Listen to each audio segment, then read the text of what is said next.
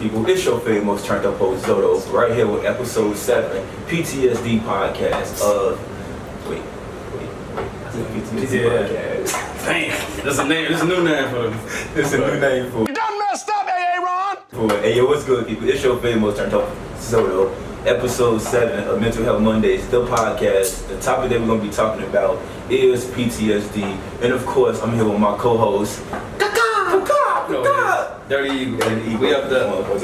Alright, so again, this is episode 7. Last week we did episode 6 that was suicide. Yeah. This is PTSD episode, man. So how has your week been going since the last Monday? And before you answer that, we're a little bit delayed with uploading our podcast to YouTube and all the other streaming platforms, so just bear with us. It's my fault. Later this week, you know what I'm saying? Accountability. That's the first step to recovery. It's all my fault. It's accountability, you know what I'm saying? So blame it on me. I tried to be professional, you can say. It's all my fault. I'm sorry y'all waiting on it. You know what I'm saying? So it'll be out probably tomorrow.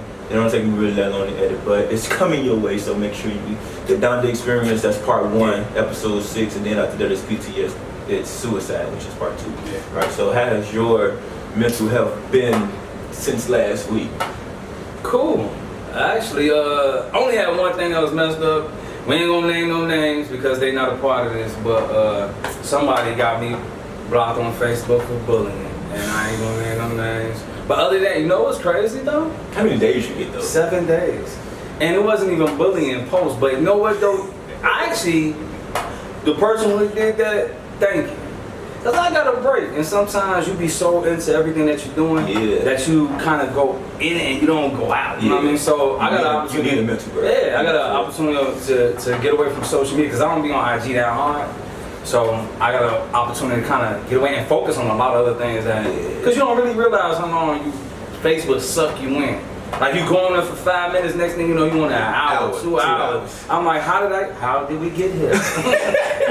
Hey, you know it's funny because like our iPhones are so smart. You got an iPhone? Why would I ever? Alright, so let me check this out because I bet your Android's gonna do this. But iPhones are so smart, right, that they actually let you know how long your ass been on every motherfucking social media site, how many hours, you know what I'm saying, you've been on like Facebook, Instagram, how long you been on YouTube. So it tracks how long you actually been on. So it'll probably say, oh, for this whole day your ass been on Facebook for a majority of 4.5 hours. You know how like the algorithm, how it is on Instagram where it show you like the bars and shit of how long you been on. That's how it shows you on I didn't know that. I bet you there's a gang of people that got that feature and they disabled it. And look, it ain't even a feature. It comes directly like on the phone. But you can disable it, right? You can, but it's like a widget. Like people that disable it, like I don't want to know. Yeah, I think I disabled it. See, you disabled. So what's the point? Because it drains battery. You know what I'm saying? And I don't want my phone to remind me of how much I'm losing my life on social media. You know what I'm saying? So that's how his week was done. Yeah, man. Other than that, man, everything's good. I delved back into my businesses like full time. Excited about what's about to happen with Friday, which by the time this episode aired out, the guest that we'll have on will be the person that'll beat up. Because he's going to need some mental health Monday. And it'll be over by the time By the time that'll be over. So if you see a black eye or something, you know what I'm saying? It ain't nobody losing no sleep. They got murdered. It's real bad. But other than that, man, been peaceful, man. Just getting back to the grind. You know, sometimes you get sidetracked with so many things going on. But yeah, this week has been back to the grind, getting this money right back where I needed to be at. You know. So I think last week was great. Yeah. Right, it started off great, man. We had a dope ass night at Club Play. You know what I'm saying? Go Boys ENT, Zoto Entertainment, Swiftco ENT, man. Definitely love the team, man. We had Cole Hart from the legendary Crucial Conflict in the motherfucking building. So it was lit. Yeah. Right? It was epic. It was motherfucking electrifying. I ain't used that word since. Doctor. You know what I'm saying? So that's how I've been. So starting off this week though has been very terrible, right? So first I got the news that my grandma has cancer, right? And it's like the last stage of cancer. And I found out while drinking, right? So hours before that though, I see my little sister post a Facebook status and she was basically saying like how, you know, grandma, you got this, with that. So when she got to the party, she like, yeah, grandma you know, and I kind of like felt myself about to cry, but I'm like, you know, I told my listeners, like, I low-key been mentally preparing myself for grandma passing away, because it's like, when they pass away, you always get like, oh, why grandma this, why grandma that, but it's like, when you know certain stuff and you know how people body work, especially when it's cancer, some people beat it and some people don't beat it. True. So since my grandfather passed away of cancer in 2013 and he didn't beat it, that was his wife, so I know, you know what I'm saying? So my listeners was like, nah, I don't never really prepare for it, but it's like, I do. Because like, if you know better, you do better, right? So I've been like mentally preparing myself for it. So I tried to like go to sleep when I got in at like 8 o'clock. She told me this at like 2. Manager, even before that, my big sister, she was posting on Facebook like, you know, depression is real and stuff like that. I'm just like, man, she probably is going through it, but it's probably through something that she caused herself. You know what I'm saying? Because it's like some people do certain things that they know is bad for their mental health and they still do it. So it's like, even though we don't want to be a bitch and be like, you bought that on your own self, you be like, I bet. So I found out that she was saying all this because of my grandma. You know what I'm saying? So my grandma, she's still doing good, you know, right now. She sent the picture. My cousin is a nurse, so she at the hospital that he's at. Oh, okay. You know what I'm saying? So it won't really be no foul play going on and stuff like that. And then like a couple of hours later, I get in the crib, you know what I'm saying, 8 o'clock in the morning, get in the crib, and I get on Facebook, and I seen one of my closest friends, Schneia Smith, she got killed. And so at first I thought it was, you know, one of those things was like, she didn't get killed, but she just like passed away. And I'm just like, you know, the first thought that came to my head, I'm like, damn, the last time we were supposed to kick it, I was supposed to, you know what I'm saying, I wish I was there, because now I don't know when it's going to be the last half. Right. So like, I kept on scrolling, and then like I tried to close my phone and open back up, it said that she got shot, and she got killed. And like, I just went into like, imagine I ain't cried like this in like a minute. Cause it's like, people that's been dying that I know, they haven't really been like close to me. Right. You know what I'm saying? That's somebody close. That's somebody like close who like, every party we at, you know, I'm a little bro, she know I dance and shit, so she just like yelling and shit and just like, you just need that energy. So, you know what I'm saying, rest in peace to Schneia Smith, you know what I'm saying, I'm doing better than I thought that I was gonna be doing. So, but yeah, I've been depressed for the past couple of days. Like, I ain't been wanting to get out of bed. I ain't been wanting to like eat. I ain't been really low. It's like I got PTSD all over again from everybody else that got killed by gun violence. You know what I'm saying? My little cousin got killed by gun violence a couple of years ago. My little cousin got killed by the police in 2012. That was gun violence. Then my other cousin got killed in 2003 with gun violence. So PTSD is just like all. Yeah. And it seems like every time that we get a chance to do a Mental Health Monday podcast episode, it's always something that's hidden right that's like hidden right here, and it's just like it just be the perfect timing of why we do what the fuck we do. You know what I'm saying? Like, a lot of people just check on your strong friends. I got the shirt on again. Y'all probably see me with the shirt as many times. This wash is clean. We got many more where it came from. You know what I'm saying? But check on your strong friends, because I swear to God, y'all, we are not okay. And I just knew that me coming here to be with my boy, Dirty Eagle, and then my other big brother, Ren, that I was going to be in like, better. I thought, look, I got my tissue ready in there. Like, you know what I'm saying? You never really know. So like even after you see this episode, just like be mindful and just check on us. Yeah. Check on us. Check on all of us, because we all going through stuff. Yeah. Don't none of us know when it's gonna be our last time. You know what I'm saying? Don't none of us know. We can probably walk outside, you hear the ambulance and stuff now, and something can probably happen. You know what I'm saying? Lord forgive us. We eagles. You know what I'm saying? So again, man, today's episode is about PTSD. Now, I do know that, you know, from past episodes, you talk about how, you know, you've been shot, you've been hit by a cop too, right? Yeah, I got ran over. And all that stuff. So have you been experiencing PTSD? Hell yeah. But you know, it's not even just from that, it's just growing up the way you grow up. And, you know, growing up around my family members, they were messed up, man. Whether they were on drugs, aunties stealing from you Christmas time. I remember one time I came home, visiting a family member out of town. I came to the crib, man, two of my aunties broke into the crib, stole all our Christmas gifts, then try to blame it on somebody else. Had a bat on the bed and was like, man, and on my mama bed, and was like, next time we catch you, bitch, we gonna kill you. But it was as though descent off. And it's like some movie type shit. Yeah, you know what I'm saying? But it was really my aunties on that shit. Auntie robbing us on Easter. It's just, you know, just you don't realize you go through that trauma as a child, how it affects you when you're growing up, even trying to build a relationship with somebody. Shit, being ran over by a car, you block all that shit out. That rebuilding process. You know, shout out to my man R.I.P, man. I know That's my boy. He recently got into an accident. He's been rebuilding himself. So we've had some conversations outside of that. And I've been helping him through the process of it. But when you go through these things, you go through a very lonely stage because really, truly, no one understands what you're going through because they haven't experienced that. And even if they did get into something similar to that, they really don't understand what your role is to recovery, and it's more than just physical; it's mental. So, February 17, 2008, I got ran over by a car. March 13, Friday the 13th, 2009, I was on medication, heavy medication. I blacked out behind the wheel. You were saying? I was somewhere close to that. So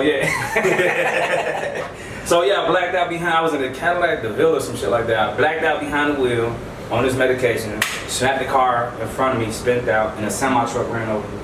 So the first time when I got ran over by the car, they had to resuscitate me twice. I died.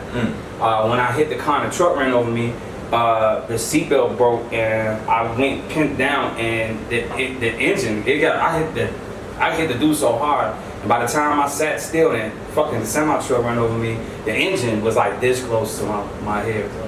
So they had to resuscitate me on the scene then, and then when I got shot. So, you know, a lot of things you put to the back of your mind, you don't get the proper help, you don't get no therapy for it, and then you kind of deal with it, but you don't realize that this shit is really affecting you mentally. So, like, what I do now, bro, to be totally honest with you, it's like, I gotta get you before you get me. Not necessarily like, I'm finna fuck you up or I'm on the hunt for you. I would rather get rid of you before you cause any type of harm to me. You know, being shot by somebody I've known over 20 plus years, in my crib, in front of my crib, that's in itself traumatic as hell. It is. So to build a relationship and make it like genuine, you know what I mean, and me trusting you is a very difficult thing. So the moment I feel your energy shifting, I feel like it ain't genuine no more, I step the fuck away from you. I ain't got nothing bad to say about you. Ain't nothing like that. I'd rather just stay clear. I'm gonna just deal with you from a distance. I'll deal with you from a distance. And if we ever build that again, cool. But if we don't, I'm cool with that too. I'm good. You feel me? But yeah, I tend to push people away real quickly as soon as I get the sign of some bullshit, and I just feel like it's not worth it having you in my life no more. And see, I don't think there's anything wrong with that, and I think you just made a valid point with you saying, like, even if we do try to get back to that, like, with me, if somebody that is in my family or like a friend or a family member do something to me that it's like you can come back for it, I'll forgive you for it because forgiveness is for me. It's not for you, it's for me. But then at the same time, it's like, even if we do become back cool, our relationship will like never be the same because it's like certain stuff that I can trust you with, certain information that I can tell you, you know what I'm saying, for me to be like, I would never trust your ass 120% like that. Slim to none. Like, slim to none. Like slim to fucking none, right? So what about you? Like, you know, I know you've been through some traumatic experiences growing up, from the abuse that you endured with your family, to, you know, the situation happened with your exes, to what you deal with the losses that you've had. How do you deal with it? Man, I deal with it just by low key. If now how I deal with it, I go back and look at our podcasts from like other things. Cause like it's one thing to preach the shit, but it's another thing to go through it and then still be able to preach it right. Because even if me and you wasn't, you know, how we is now, it's like when you see people on social media, right, and you'll be like, man, you need to protect your mental health, do this, with that. But if I'm not doing that, right, you know what I'm saying, then how can I preach it? It's hypocritical. So I go back, or I try to not be like in that same space until where that incident happened. You know what I'm saying? So I think, and I guess I got PTSD too, right? But it's probably not that bad. But the definition of PTSD though, it's also known as post-traumatic stress disorder, right? It's a disorder in which a person has difficulty recovering after experiencing or witnessing a terrifying event, right? They say the condition may last months or years with triggers that can bring back memories of the traumas accompanied by intense emotional and physical reactions, right? So it's 8 million Americans have PTSD throughout a year span, right? It's mostly found in women, right? So the ratio of that is with a lifetime ratio of 1 in 10, right, in women. and in men it's 1 in 25. You know, I think them numbers are skewed. It's all fake news. The reason why I think them numbers are skewed, because if you think about what we endure, the average young black boy and girl growing up in the hood, it's a lot of us doing post-traumatic stress disorder, and we've never had it diagnosed. We're just going through shit, and then we become numb to a lot of emotions. And then you think about even in America, like America, they'll do this on the news, right? That's why I don't like watching that shit. I don't either. So they'll say, mother loses all 17 of her kids in a fire. And then they do some shit like on this episode of Happy Time. Like, come on, man, you know what I'm saying? Motherfuckers don't have the opportunity to really process the hurt. What's going on, you know what I'm saying? Because it's just like, bad thing, desensitize, bad thing, desensitize, and you don't really know how to properly break down your feelings and shit like that. So, but those numbers definitely skew, because if you really break down what we go in the black community, and growing up in the hood, man, you know what I mean? You really don't understand how traumatic our experiences is growing up, whether you saw your friend get killed, whether your father went there, whether your mother went there. There's a lot of things that we're doing in the black community that a lot of people don't endure, particularly because we're placed in poverty. You know what I'm saying? We gotta crawl our way up that shit. And see, look, that's what's crazy that you said this script, because if you do the math, right, it's a nearly 8 million Americans have PTSD in a given year. Right. So how can 1 out of every 10 women doesn't make sense? Like you missing, like, who are you? Where you get these numbers like, from? Like, is this? I think this must be from 2003, because they ain't really showing that, right? So it says some symptoms may include nightmares or unwanted memories of the trauma, avoidance of situations that bring back memories of the trauma, heightened reactions, anxiety or depressed mood, right? So I think, mind you, again, a lot of my depression and anxiety come from me not getting the support that I need from the people that, you know, basically like family, right? And then me seeing that the family is supporting other people in the family, but then not supporting me, right? I think that's by learning about PTSD. I think I got a lot of PTSD from hearing about stories of my dad putting his hands on my mom, right? And then me actually being in the house when my dad put his hands on my stepmom. So seeing that, it was traumatic, because it's like, you know, they always say, like, no matter what a woman do, that should never provoke you to hit them. And the shit is true, right? The shit is like, no matter what, like, you are a man. Like, if she ain't hit you first or anything, I was gonna say, because like, let me say, you know what I'm saying? Now, if she hit you first, and like, you trying to like run, it takes a lot for me to really ever put my hands on the female. I think I've smacked 2 women before. I think I've smacked, and I wasn't like light smack, because they were assaulting me, and I'm like, well, look, get up off me, you know, and then it just came. When I say, anyway. Yeah, they ain't never put their hand on another man again. One, I put out my car though. She hit me, and we was on the 290. I was on the dropout. She lived in Boulder. Right. I'm like, you know, she over there. I'm ignoring her. I ain't even paying attention to her. She baby eagle. You know what I'm saying? I'm like, alright. I'm like, whatever. And she was like, oh, you don't give a fuck about me. And she hit me while I was driving. And I said, you don't care about your life, so. No. I'm not finna die over you. I pulled over. Get out. Right now, get out, or I'm gonna pull you out, and then I kick down the expressway. So it take a lot for me to really hit you. So if you hit me and I'm driving, I put you on the road, you could imagine what the other female did in order for me to, you know what I'm saying? To do that. Yeah. So yeah, like, that's just seeing that and that's what low key made me resent and hate my. Because remember, a couple episodes ago, I was saying that it was a point in time where I stopped calling my daddy, and started calling my stepdad. It was what I experienced, and every time I seen my dad, I just got vivid pictures of him doing this shit. Or I think the last story that I heard about my daddy hitting my mama was that my mama flipped my daddy. Now imagine my daddy is skinny, right? My daddy hit my mama, and she flipped him through a glass table. Oh. And he got through over a gate by my stepdad. Damn! Yeah. So, like, it's not funny, but hearing the stories, funny yourself. So another symptom of it is you having negative thoughts about self in the world, right? So it's people who have been through trauma see the world differently. They may feel hopeless and live with a foreshortened future and ability to to visualize future milestones of old age. It's also common for them to see themselves in a bad light. They say one of the 17 symptoms of PTSD is a negative perception of the self in the world at large. I can see that. I can see you going through something that really knocks your confidence down. You really cannot even see yourself achieving nothing, putting yourself in a position that you're going to be able to succeed in anything. And always asking the question of, am I worthy? Am I really, or what did I do wrong? Right, yeah. You know what I'm saying? Like, PTSD, y'all.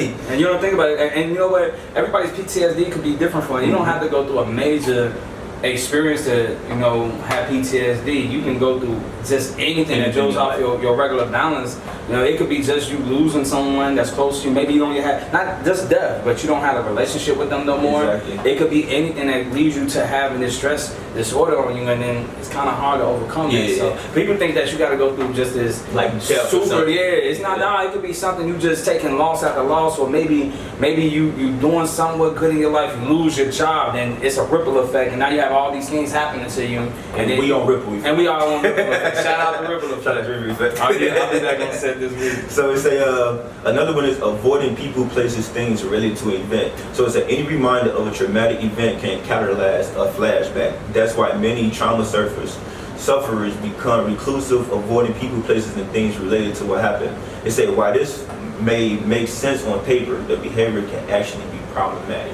Yeah. So again, you reliving, you probably ran the past, or you been in that childhood home where you got shot at. Yeah, it's my career. It's your career. You know what I mean? So there's times where, I never walk slow outside my house by this one spot. And it's not that I'm afraid. I live in a decent neighborhood, so it's not like I'm afraid that some nigga is hiding behind a bush. I always envision myself laying on the ground and the nigga who shot me going over to my house to try to kill my brothers and my auntie. So I'm envisioning it, and it's hard to just grasp that because I couldn't defend them. I'm down on the ground. So that, and it took Christmas away. Because I got shot on Christmas Eve at my Christmas party I was throwing at the house. So every time this time that we're supposed to rejoice and we're with family and have these happy times, it's always in the back of my mind. I'm like, damn, here come the anniversary. You know what I mean? So it took that a moment away from me, and then, so one of the reasons, like this portion, you'll never really see me in front of my career like that. You know what I mean? Hey, and that's crazy because going through, now mind you, the house that my mom knew, my dad knew, the table, and what my stepdad flipped my daddy over the gate, right? That's down the street from what. That all happened the same day? I think it happened directly. I was like, man, what mom was doing? You know what I'm saying? My daddy was the cheater, okay? So, look, alright, that's another story, right? We're in the 80 episode, and we'll talk about it. Season 2. Season 2. We're gonna talk about it. Season 2. So it's so my grandma's house is right here, right? And you go a little bit further on the next block, that's where our childhood house was. Okay. Right? So just going past that every day, I always have flashbacks of what it could have been, my representation of my stepdaddy flipping my daddy over the banister, over the gate. And you know what? Once that happens, your dad can't come back from that. You can't. How you gonna do something to you? You I'll tell my dad that nigga. Exactly. And I think that's the last time he hit my dad, but it never stopped him from hitting my stepmom. You know what I'm saying? So I still, but now, man, I wish my dad, he be trying to. Oh man. But I wish my daddy would try to hit my stepmom right now. She ain't going. It's gonna be a bad day. She ain't going. Alright, so another thing is risky behaviors, right? Finally, it's risky behaviors are especially common among those who have undergone trauma. Individuals with a high number of adverse childhood experiences are more likely to try substances at a younger age and to develop an addiction. Combat veterans fall into this category too. They say they have higher levels of addiction than general population. They say risky behavior can include drug abuse, alcoholism, unsafe sex, high adrenaline activities, and behavioral directions such as gambling and shopping. Right? They say those who are coping with their trauma through compulsive comfort seeking should also seek professional treatment as soon as possible. You know what though? I'm not bullshit. I know a few people that went in the service, they got out, and that's especially the gambling, shit like that. One person I know, I ain't gonna put him out there because we are real tight, but her shit got so bad that she ended up robbing a bank. No lies, they gambling got so bad that they end up robbing the bank. Changed our identity and everything after that, but yeah, she went to the service, experienced some things in there, and when she got out, she needed a coping mechanism to kind of balance herself from the shit that she witnessed while being in the military. And she was a Marine. Yeah. So, you know, you can only imagine, I'm the front line when we talking about when we have to evade the country or anything like that. So, that's very, very true, man. I know a few that actually have gambling problems that were in the service. Exactly. A few. My ex. And they be raw dogging like she ain't even my ex. She more like, you know, yeah, you get what I'm saying. Good friend, good friend. But yeah, so, and she's like, I think 40 something. Okay. So she has a real, she still do. She started to drink and really, drink and gamble, go to the casino. She loved doing that. And so like just hearing this magic, like I said, you don't really know shit until you actually do your research, and then you understand like, okay, it's not a habit, it's a habit of theirs, but it's a habit they can kick because they need something to combat what they've been through. But they can also kick people, or they can also eliminate people away from them that's really best for them. Yeah. So by them going through this, they sometimes kick people to the curb that like really help them, and that's another trigger of, you know, PTSD. Yeah, think about it. You know, the America isn't really good on mental health in itself. They really suck at anything that has to do with the military and their mental health, especially what they do on a regular basis.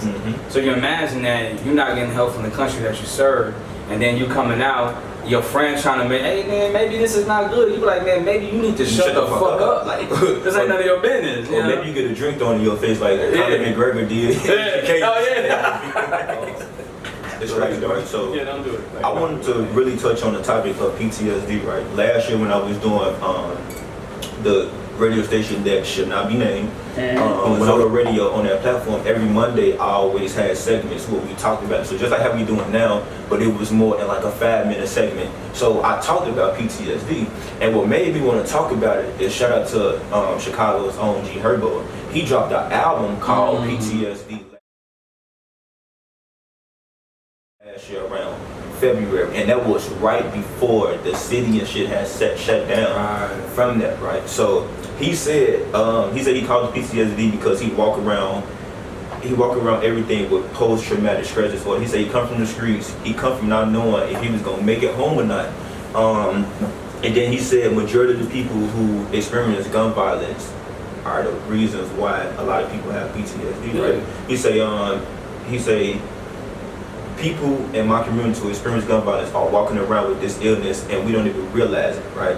So he said that by opening up about PTSD on his album, he wanted to encourage others to lean towards your fears to make your situations better, so you can understand the reality of what you're going through. And you know, it's great that he's aware enough and cognizant enough to know that his platform is so powerful that he can name that, and a lot of people that would not have no idea that they're experiencing something like post-traumatic stress disorder, they could say that like, damn, that's what I'm going through. Exactly. Even that's why music is so powerful. Like you have the ability to help out so many people with just your creativity. You know what I mean? Because this, look what we just talked about. So many of us in the hood go through that, and we don't even know how to properly diagnose ourselves. So we just feel like fuck the world. You know what I mean? Because we're going through something, nobody understands what we're going through. We just saw 3 of our homies killed this week. You know what I'm saying? By this one, you know what I'm saying? The same motherfuckers said, same group of motherfuckers that's supposed to be my clan, then killed 3 of them. So it's great that he uses his platform to actually expose that, because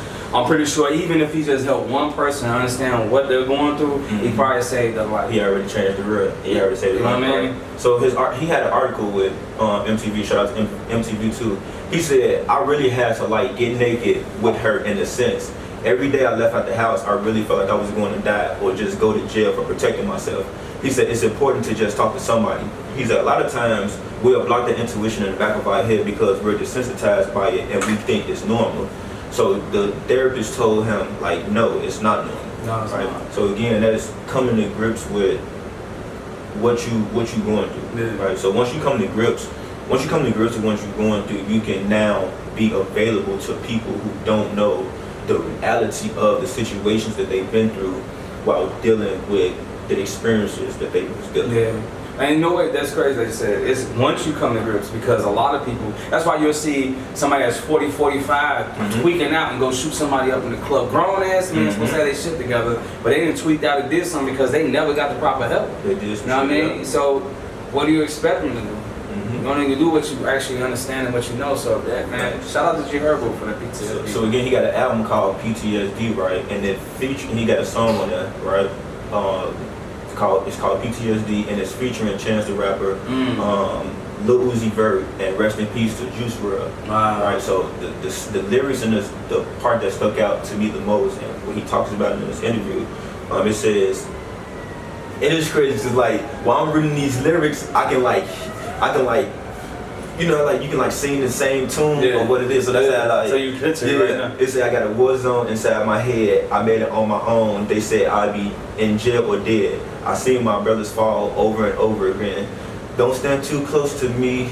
I got PTSD. You know what I'm saying? So just go listen to that song and just listen to that whole album in general, because again, we normalized having albums about killing, sex, you know what I'm saying, had money, drugs, alcohol, all this stuff. So it's rarely that we get an album about mental health, PTSD. You know what I'm saying? And then especially somebody, shout out to the voice of the streets, Lil Durk. He just came out last week and basically it was kind of like a depression post. You know what I'm saying? That'll be included on the bottom of the screen when we get, you know, once this episode airs.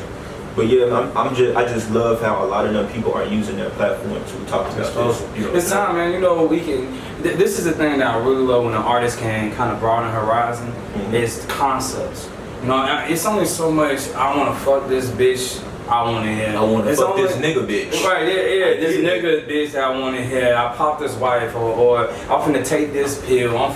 It's only so much of that shit you want to hear, you know, before you want to be thirsting for a little bit more. That's why I like listen to different music. I'll fuck around, throw some country on, some rock and roll, some blues, some jazz. Like you can't be one because you know typically in our genre of music, those are the only things that they're giving us. They're giving us fuck bitches, make money, do drugs, and rinse and repeat. That's all we get. So to know that artists are starting to reach outside of that and give us real content, it makes me feel good about the direction of where our music is going.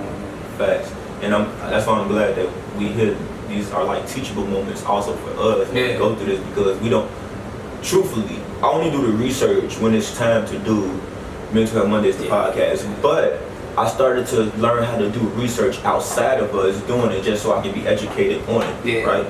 So it's a lot of PTSD treatments. I got one, and of course we always talk about it. It's therapy, right? And it says 3 main goals of why they want you to go to therapy, right?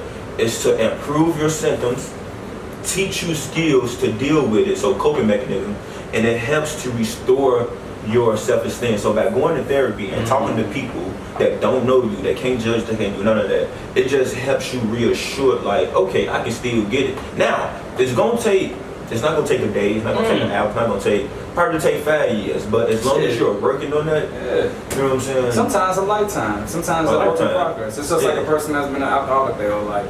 It's an everyday struggle. You trying to make sure you can maintain your mental health. So I mean, it didn't take you a year to get to where you're at. It probably took a long time to get here. It's gonna take quite some time for you to get yourself together and get out of that. And you may never get out of it. You may just be able to balance and live a normal life, and that's the ultimate goal that you want. You want to at least go back to normal. You know what I mean? That's all I want to do. So what you found? You know what I'm saying? So it was 3. It said trauma-focused psychotherapies with the strongest evidence are prolonged exposure, which is better known as PE. It teaches you how to gain control by facing your negative feelings. It involves talking about your trauma with a provider and doing some of the things you have avoided since the trauma. So of course, that pretty much breaks it down itself. It has cognitive processing therapy, which is CPT. It teaches you to reframe negative thoughts about the trauma. So basically saying, oh man, this is fucked up, I can't believe this happening. Just reframing from those thoughts. Reframing from it. It involves talking with your provider about your negative thoughts and doing short writing assignments. And then the other one is eye movement desensitization. desensitization. God damn, that word. Desensitization. You got more than 2 process. syllables. Like, desensitization. I'm from out west, so sometimes these words get past me. Helps you process and make sense of your trauma. And involves calming the trauma in the mind while paying attention to a back and forth movement of sound, like a finger waving side to side, a light, or a tone. So they might have some shit going in your eye, just kind of bring you back to that moment. So these are from psychotherapies with the strongest evidence. Those are the 3 things that they found that has helped people the most with post-traumatic stress disorder.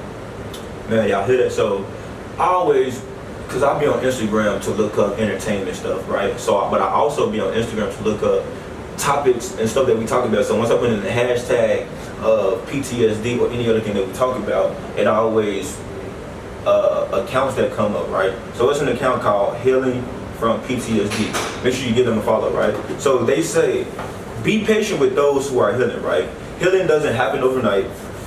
There's no set time one should be healed by.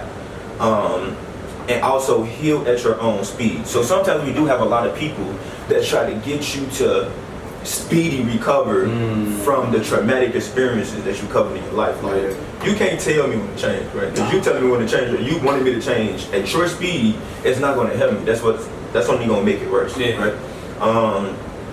Things to stop asking trauma survivors. Shouldn't you be over it by now?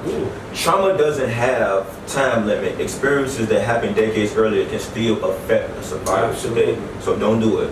What exactly happened? So it say how much or little survivors choose to share about their traumatic experience is entirely up to them. Survivors don't owe anyone their story, and explaining what happened in detail can be extremely triggering. Imagine sometimes when I want a listening ear, that's all I know. I don't want a talking voice, because that you listening to me and you being like, okay, I can be here for you and stuff like that. That's helping me more than you asking, oh, what happened? Like, I don't want to hear that shit, right? Why didn't you fight back? Freezing is a common survival response, like the fight and the flight response. The freeze response is an automatic and involuntary response to danger, right? So we see a lot of times where we see a dude beating a female up or a female beating a dude up, somebody getting killed, somebody getting shot, and then black people especially love to say, oh, if I was there, this would have happened. So this statement is basically saying, in that moment, you don't know what the fuck you would do. Some people freeze up because you don't really know. Like, in your mind, you thinking like, yeah, I'm gonna be this way, but I done been in a situation where I done looked at shit and I just been like, man, if I was in that moment, I would have did this. And then I have been in those situations and it's just like, yeah. So it's different. It's different. No, my favorite philosopher, Mike Tyson, once said, everybody got a plan until they get hit. You know what I mean? So yeah, we can say what we're gonna do until we actually in the situation. That's a whole nother ball game. So that's gonna be the end of that, right? So it's another page that I want you guys to go look at before we get out of here on Instagram. It's called Coffee, Hip Hop, and Mental Health, right? So you know how to spell all that. They are located on the north side, and they basically is a 501c3 charitable organization that focuses on mental health.